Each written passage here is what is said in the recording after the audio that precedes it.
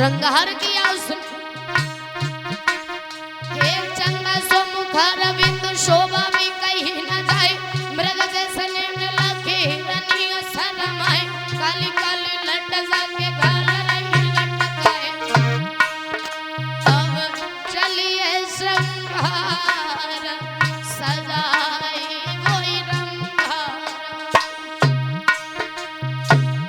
चलिए श्रृंगार सजाए वही रंगार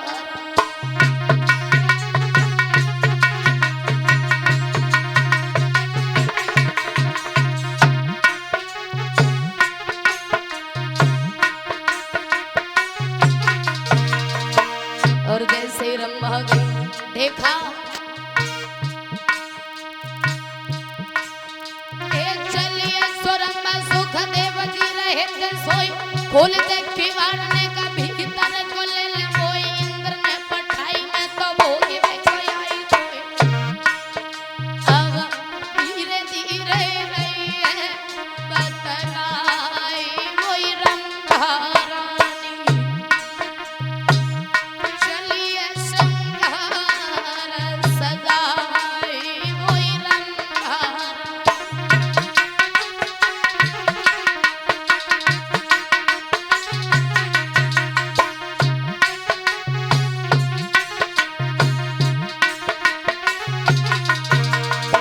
और जैसे देखा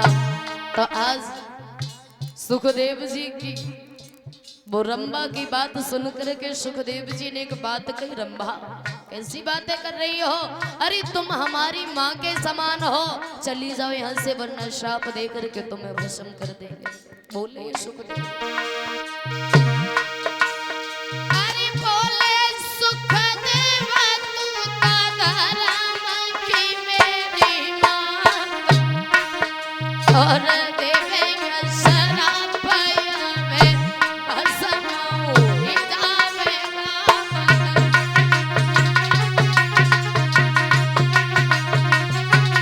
लेकिन सोई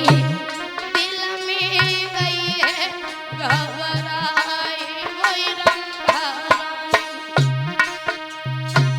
चलिए श्रृंगार सजाए वही रंभा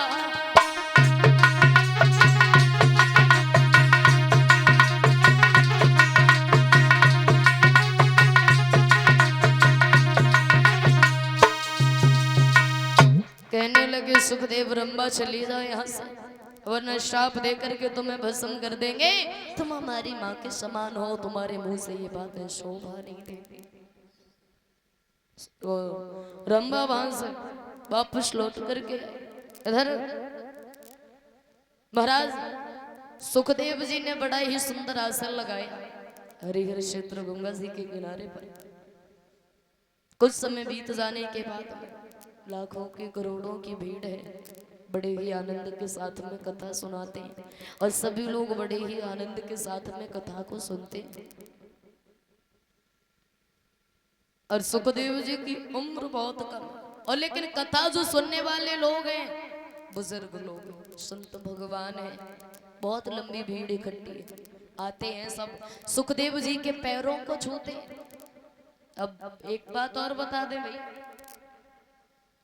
बताया जाता है कि सभा में बड़ा वो नहीं होता है जो उम्र में बड़ा होता है बड़ा वो होता है जो बुद्धि में और ज्ञान में बड़ा होता है अगर कोई हमसे छोटा है अगर हमें कोई अच्छी सीख दे रहा है तो हमें ये नहीं सोचना चाहिए कि ये छोटा होके हमें सीख दे रहा है हमें माननी चाहिए नहीं अगर वो तुम्हें सीख दे रहा है तो वो उस टाइम तुमसे छोटा नहीं तुमसे बड़ा है और उसकी सीख तुम्हें माननी चाहिए और अभी मानते हैं चाहे बड़ा सही चाहे छोटा सही अगर कोई सीख देगा तो अच्छी ही देगा और फिर हमें इतनी तो समझ होती है अगर कोई हमें सीख देता है ये सीख अच्छी है या फिर गलत है इंसान अपने मन से खुद उसका समझौता कर लेता है लेकिन सुखदेव जी को देखो लाखों करोड़ों की भीड़ लगी हुई है लेकिन वहां पर बहुत बड़े बड़े लोग हैं लेकिन उस सभा में बड़ा कौन है सिर्फ सुखदेव बड़े हैं क्यों क्योंकि वो उन लोगों को कथा सुनाते हैं बुद्धि में बड़े हैं ज्ञान में बड़े हैं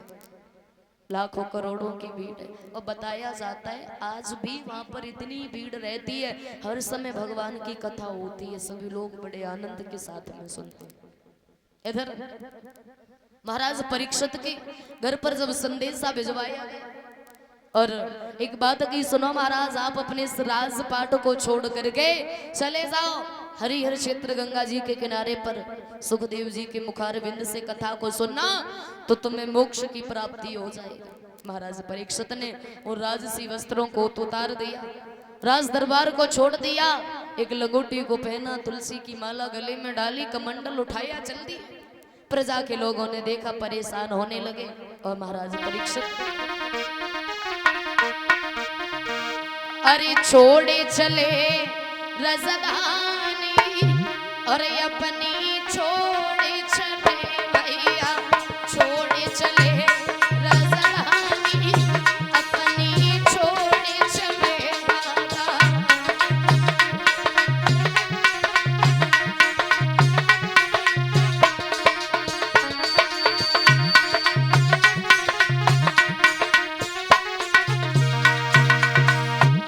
अरे हथिनापुर रजधानी छोड़ी,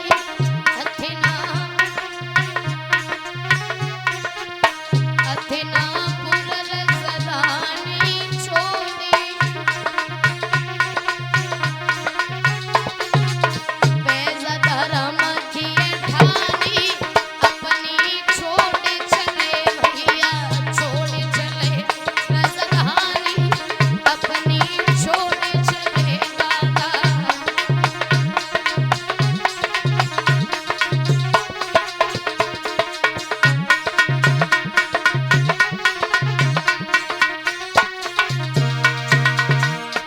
अरे रोवत छोड़ी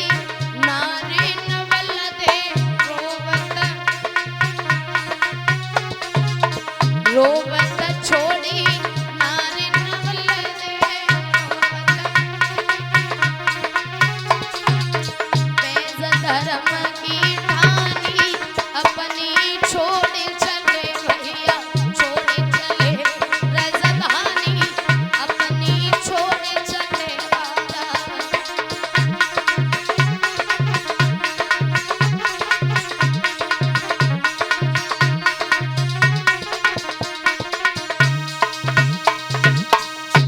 इधर महाराज परीक्षित चल देते हैं, नवलदे रोने लगी, बोली महाराज हम भी तुम्हारे साथ में चले, अकेला नहीं जाने देंगे। ताज नवलदे को साथ में लिया, महाराज परीक्षित जैसे ही चले, देखा काफी भीड़ लगी हुई थी, पहुंच गए तो जाते ही जाते महाराज परीक्षित ने सुखदेव जी को दंडवत प्रणाम किया, यानी चरणों पर लेट कर उठाया, गले से लगा लिया परीक्षित जी को, आओ बैठो। तो परीक्षित महाराज ने जाते ही जाते एक प्रश्न कर दिया, सुनिए महाराज आपसे हमारा एक प्रश्न है। क्या है प्रश्न? ये है कि जिस इंसान की 7 दिन में मृत्यु होने वाली हो, उस इंसान को क्या काम करना चाहिए? कहने लगे परीक्षित तुम्हारा प्रश्न बड़ा उत्तम, आओ पहले आसन पर बैठो, फिर हम